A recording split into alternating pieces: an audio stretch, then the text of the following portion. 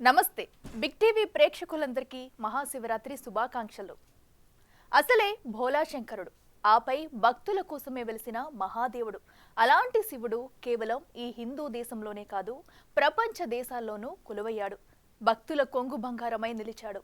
Nepal, Sri Lanka, Pakistan, Indonesia, Australia ఇలా ఎన్నో దేశాల్లో ప్రఖ్యాత క్షేత్రాల్లో లింగరూపురుడై వెలిశాడు. అక్కడున్న భక్తులంతా పరమశివుణ్ణి వందల ఏళ్లుగా పరమ భక్తితో కొలుస్తున్నారు. ఇంతకీ ఆ ఆలయాలేంటి, వాటి ప్రాముఖ్యత ఏంటి?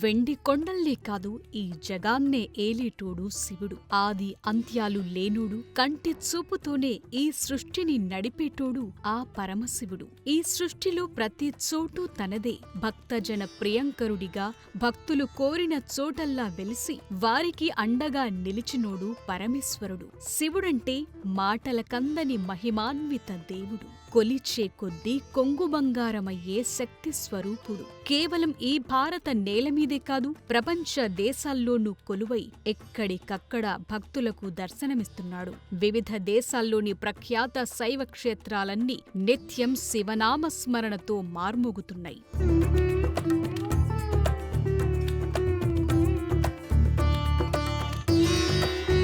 భారత్ తరువాత ఎక్కువ శివాలయాలున్న దేశం నేపాల్. సుప్రసిద్ధ 275 శైవ క్షేత్రాల్లో పశుపతినాథ్ ఆలయం ఒకటి. ఎంతో ప్రఖ్యాతిగాంచిన ఈ ఆలయాన్ని క్రీస్తు పూర్వం 3వ శతాబ్దంలో సోమదేవ్ రాజవంశానికి చెందిన పశుప్రేక్ష అనే రాజు నిర్మించాడని ప్రతీతి. పశుపతినాథుడి దర్శనానికి హిందువులు మాత్రమే వెళ్లగలరు. ఇతర మతాలకు చెందిన వారికి ఆలయ ప్రవేశం లేదు. ఈ పశుపతినాథ్ ఆలయాన్ని ద్వాదశ జ్యోతిర్లింగాల్లో ఒకటైన కేదార్నాథ్లో సగంగా భావిస్తారు.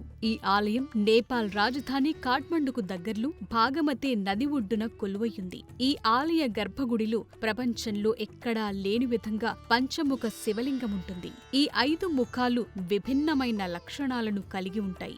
దక్షిణం వైపు అఘోర ముఖం, పడమర వైపు సత్యోజాత్, తూర్పు వైపు తత్పురుష, ఉత్తరం వైపు అర్ధనారీశ్వర ముఖమని చెప్తారు. పైకి ఉండే ముఖాన్ని ఈశాన్ముఖ అంటారు. ఇది భగవాన్ పశుపతినాథుడికి సంబంధించిన ఉత్తమ ముఖంగా భావిస్తారు. మత గ్రంథాల ప్రకారం పశుపతినాథ్ పరబ్రహ్మ శివుని శాశ్వతమైన రూపం.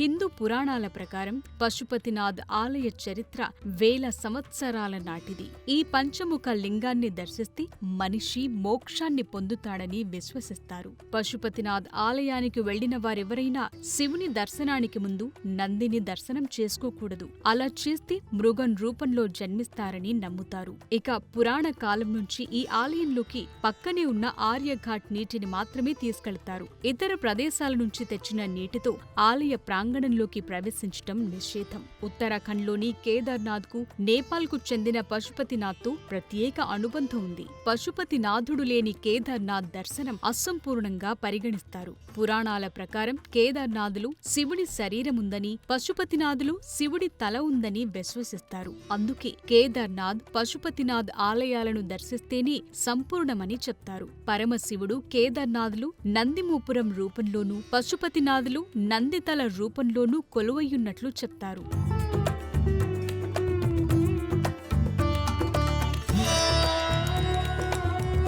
పురాణాల ప్రకారం మహాభారత యుద్ధంలో తన సొంత వారి మరణానికి కారణమైన పాండవులపై శివుడు కోపంగా ఉంటాడు. యుద్ధం ముగిశాక తమ పాప ప్రక్షాళనకు పాండవులు శివుడిని పూజించాలనుకున్నారు. అలా శివుడిని క్షమాపణ కోరేందుకు పాండవులు కాశీకి వెళతారు. అయితే పాండవులకు తన దర్శన భాగ్యం కలిగించకూడదన్న శివుడు వారణాసి నుంచి మాయమై కేదార్నాథ్ చేరుకుంటాడు. శివుడిని వెంబడిస్తూ పాండవులు కూడా కేదార్నాథ్ చేరుకుంటారు. అక్కడ శివుడు నంది రూపాన్ని ధరించి సంచరిస్తుండగా పాండవులు గుర్తిస్తారు. అప్పుడు భూమిలోకి వెళ్లి అదృశ్యం కావాలనుకుంటాడు పరమేశ్వరుడు. ఇది గ్రహించిన భీముడు నంది రూపంలోని శివుడిని పట్టుకుంటాడు. దాంతో శివుడి తల మరో ప్రదేశానికి చేరుకుంటుంది. శరీరం కేదార్నాథ్లోనే మిగిలిపోయింది. అప్పటి నుంచి శివుని శరీర భాగాన్ని కేదార్నాథ్లో పూజించటం ప్రారంభమైంది. శివుడి తల చేరిన ప్రదేశమే నేపాల్లో పశుపతినాథ్ పేరుతో ప్రసిద్ధి చెందింది.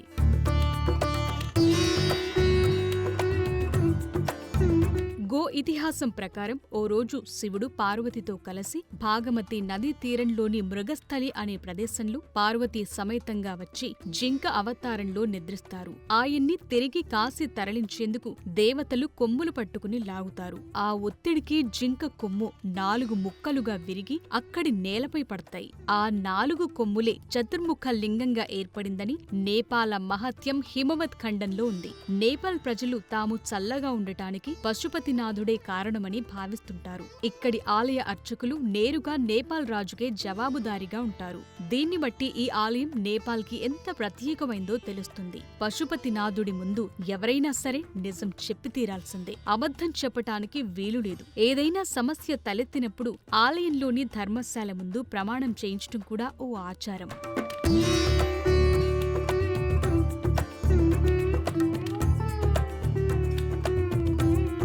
నేపాల్లో తరచుగా ప్రకృతి విపత్తులు సంభవిస్తుంటాయి. అయినప్పటికీ పశుపతినాథ్ ఆలయం వాటన్నింటినీ తట్టుకుని మరీ నిలబడింది. ఇప్పటికీ ఆలయం ఏమాత్రం చెక్కు చెదరలేదు.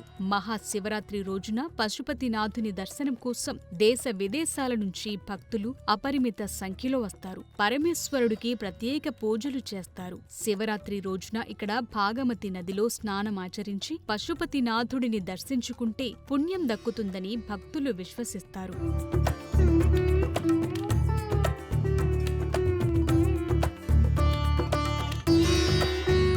పరమశివునికి సంబంధించిన అనేక పురాతన ఆలయాలు భారతదేశంలోనే కాదు ప్రపంచవ్యాప్తంగా అనేక ప్రాంతాల్లో ఉన్నాయి. అఖండ భారతంలో భాగమైన అన్ని దేశాల్లోనూ ప్రాచీన శివాలయాలున్నాయి. లయకారుడిని వివిధ రూపాలతో నామాలతో భక్తులు ఇప్పటికీ పూజిస్తున్నారు. అలా శ్రీలంకలో మున్నేశ్వరం, పాకిస్తాన్లో కటసరాజ్ ఆలయం సుప్రసిద్ధ శైవ క్షేత్రాలుగా వెలుగొందుతున్నాయి. ప్రతి ఆలయానికి ఓ చరిత్ర, ఆధ్యాత్మిక విశిష్టత ఉన్నాయి.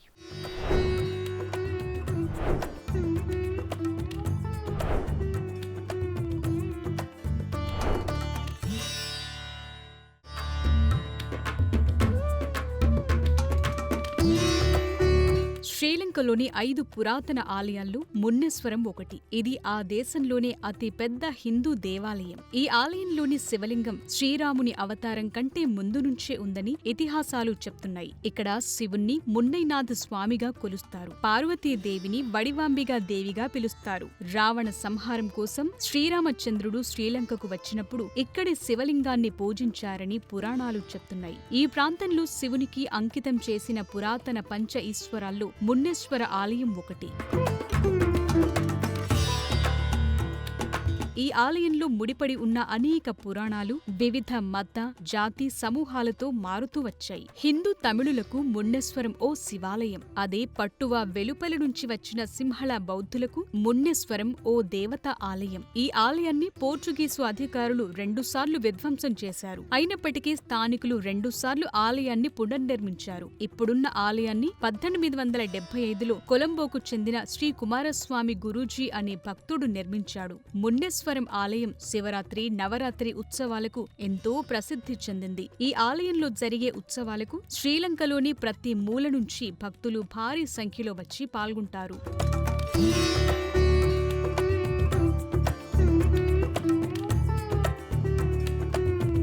శ్రీలంక అంటే గుర్తొచ్చేది రామాయణమే. అందులోనూ రావణ లంకగానే శ్రీలంక ఎక్కువ ప్రసిద్ధి చెందింది. అలాంటి రావణ లంకలో కొలువయింది ఈ మున్నేశ్వర దేవాలయం. రావణుడు గొప్ప శివభక్తుడు. ఆ పరమశివునికి సైతం అత్యంత ఇష్టమైనవాడు. శివునికి ఉన్న గొప్ప భక్తుల్లో రావణుడు ఒకరు. అందుకే ఏ భక్తునికి దక్కని గౌరవం రావణాసురుడికి దక్కింది. నంది వాహనంలాగే ఆ శివుడి ఊరేగింపులో ఇప్పుడు రావణ వాహనం కూడా ఉంది. ఉత్సవాల్లో పరమశివుడిని రావణ వాహనంపై ఊరేగించటం సంప్రదాయంగా వస్తోంది. పార్వతీ పరమేశ్వరుల ఉత్సవ మూర్తుల్ని రావణ వాహనంపై అధిష్ఠించి శాస్త్రోక్తంగా పూజలు చేయటం ఆనవాయితీగా వస్తోంది.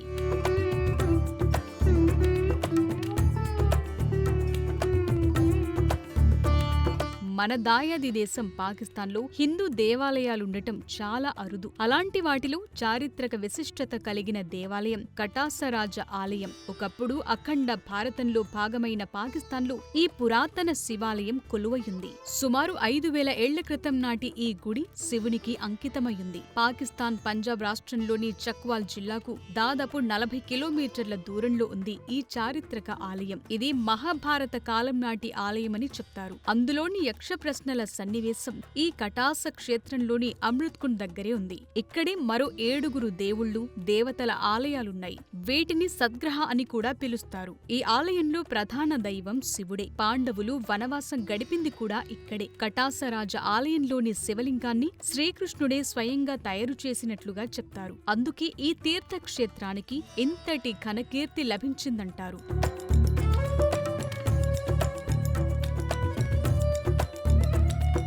కటాసరాజ్ ఆలయం హిందువులకు ఓ ముఖ్యమైన పుణ్యక్షేత్రం. ప్రతి ఏటా వేలాది మంది హిందూ భక్తులు ఇక్కడకు దర్శనానికొస్తుంటారు. ఈ ఆలయం ఓ పెద్ద చెరువు చుట్టూ నిర్మించారు. ఇది సాక్షాత్తు ఆ పరమశివుని కన్నీటితో ఏర్పడిందని నమ్ముతారు. పురాణాల ప్రకారం శివుడు తన భార్య సతీదేవితో ఇక్కడే నివసించాడని ప్రతీతి. దక్ష యజ్ఞంలో సతీదేవి ప్రాయుప్రవేశం చేసి మరణించటంతో శివుడు కన్నీళ్లను ఆపుకోలేకపోయాడు. అలా శివుని కన్నీరు నుంచి ఈ సరస్సు ఉద్భవించింది. దానివల్లే ఈ ఆలయానికి కటాస్ అనే పేరొచ్చిందంటారు. ఈ సరస్సులో స్నానమాచరిస్తే చేసిన పాపాలు పోతాయని భక్తుల విశ్వాసం. మహాశివరాత్రి వేళ భక్తజనం ఈ ఆలయాన్ని విశేషంగా దర్శిస్తారు. ఈ ఆలయం పాకిస్తాన్లోని ఓ ప్రధాన టూరిస్టు స్పాట్. సిక్కు మత వ్యవస్థాపకుడు గురునానక్ కూడా ఈ కటాస్రాజ్ ఆలయాన్ని సందర్శించినట్లు చరిత్ర చెప్తోంది. దేశ విభజనకు ముందు ఈ ఆలయానికి భారతీయులు కూడా వెళ్లేవారు. కాలక్రమేణా భారత నుంచి రాకపోకలు తగ్గిపోయాయి.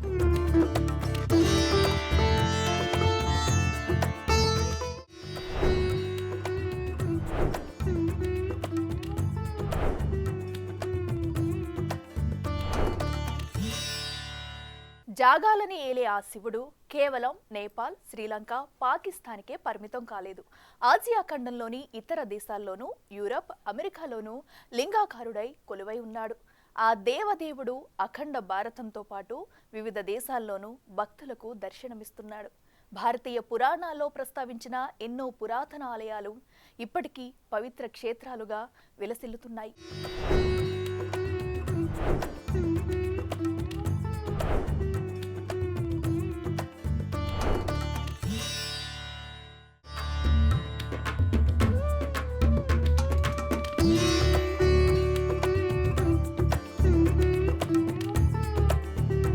భారతదేశానికి ఆవల ఉన్న ప్రాచీన ఆలయాల ప్రస్తావన ఎప్పుడొచ్చినా ఇండోనేషియాలోని ప్రంబనన్ ఆలయం గురించి ఖచ్చితంగా చెప్పుకోవాల్సిందే. ఎందుకంటే ఇది ఇండోనేషియాలోని అతిపెద్ద హిందూ ఆలయం. ఆ మాటకొస్తే ప్రపంచంలోని అతిపెద్ద ఆలయాల్లో ఒకటి. 1,50,000 చదరపు మీటర్ల వైశాల్యంతో 150 అడుగులకి పైగా ఎత్తున్న విమాన గోపురంతో 1000 ఏళ్ల చరిత్రకు చిహ్నంగా ఉండే ఈ ఆలయం ఇప్పటికీ ప్రముఖ క్షేత్రంగా బాసిల్లుతోంది. ఇందులో కొలువై ఉన్న త్రిమూర్తుల్లో పరమశివుని ఆలయం ప్రధానంగా కనిపిస్తోంది.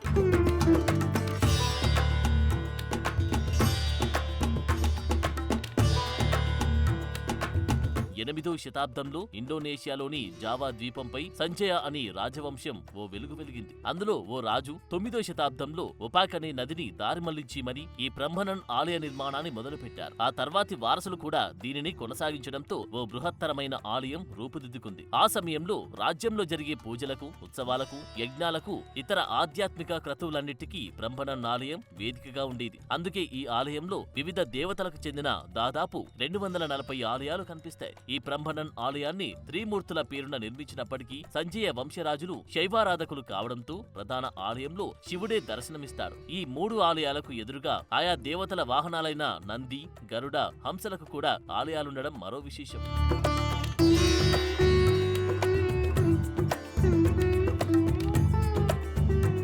బ్రహ్మణన్ ఆలయ గోపురాలు విగ్రహాలే కాదు, గోడలు, స్తంభాలపైన అద్భుతమైన శిల్పాచాతుర్యం కనిపిస్తుంది. రామాయణ, భాగవత ఘట్టాలు సైతం ఇక్కడ చిత్రాలుగా దర్శనమిస్తాయి. ఆలయ ప్రాంగణంలోని ఉపాలయాలు శిథిలావస్థకు చేరిన 1000 ఏళ్ల కిందట ఇక్కడ అద్భుతమైన ఆధ్యాత్మిక సామ్రాజ్యం విలసిల్లిందని చెప్పేందుకు అడుగడుగునా ఏదో ఒక ఆనవాలు కనిపిస్తూనే ఉంటుంది. 100 ఏళ్ల క్రితం అనేక కారణాలతో బ్రహ్మణన్ ఆలయం ప్రభావం తగ్గింది. తర్వాతి కాలంలో యునెస్కో దీనిని ప్రపంచ వారసత్వ సంపదగా గుర్తించడంతో ఈ చారిత్రక చారిత్రక ఆలయం కాలగర్భంలో కలిసిపోకుండా ఇప్పటికీ టీవీగా నిలిచి ఉంది.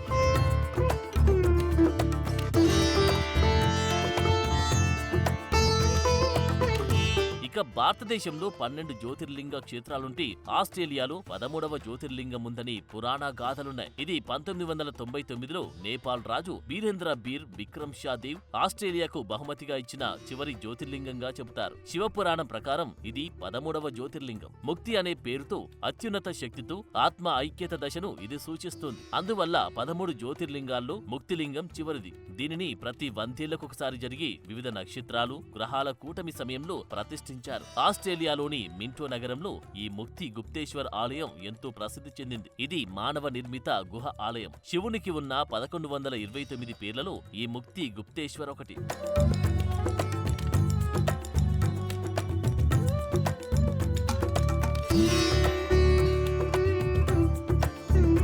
ఈ ముక్తి గుప్తేశ్వర్ ఆలయం భూగర్భంలో ఉంది. ఇది భూతల్లికి దగ్గరగా ఉండేలా నిర్మించారు. భక్తి ప్రారంభ విధానాన్ని కాపాడేలా, ధ్యానం కోసం నిశ్శబ్ద వాతావరణాన్ని నిర్వహించేలా దీనిని రూపొందించారు. ఈ ముక్తి గుప్తేశ్వర ఆలయం శివుడికి అంకితం చేసిన ఏకైక మానవ నిర్మిత గుహ ఆలయమని నమ్ముతారు. ఈ మందిరం లోపల 1128 చిన్న ఆలయాలున్నాయి. అదే విధంగా మిగతా 12 జ్యోతిర్లింగాల ప్రతిరూపాలు శివుని రుద్రనామాలు సూచించి 108 మానవ నిర్మిత లింగాలు, సహస్రనామాల్ని సూచించి 1000కి పైగా లింగ ప్రతిరూపాలు ఈ ముక్తి గుప్తేశ్వర్ ఆలయంలో కనిపిస్తాయి. ఆస్ట్రేలియాలో నివసించి హిందువులు ఇక్కడి శివుడిని దర్శించుకుంటారు.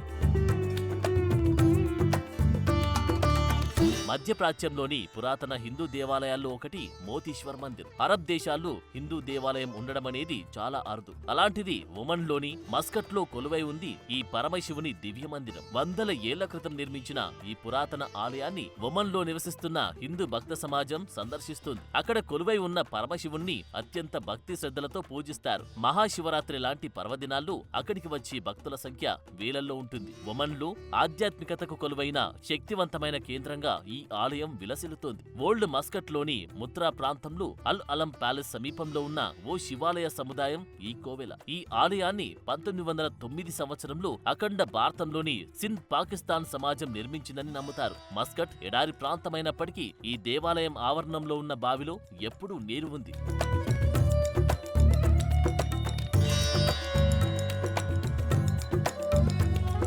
నిరాకారుడైన పరమశివుడు లింగాకారంలో ఈ జగమంతా ఉన్నాడు. ఒక్క భారత్లోనే కాదు, ఈ దేశం ఆవల ఉన్న మరెన్నో దేశాల్లో భక్తులను కాపాడే భగవంతుడిగా కొలువై ఉన్నాడు. ఆ ఈశ్వరుడు కొలువై ఉన్న ప్రతి చోట ఏదో ఒక చరిత్ర ఉంది, మరెన్నో శివలీలలు ముడిపడి ఉన్నాయి. ఈ ప్రపంచంలో హిందూ సమాజం ఎక్కడున్నా అక్కడ ఆ పరమేశ్వరుడు అంతర్లీనంగా ఉంటాడు. ఈ జగమంతటిని కాపాడుతూ ఉంటాడని పరమశివుని పరమభక్తులు విశ్వసిస్తారు.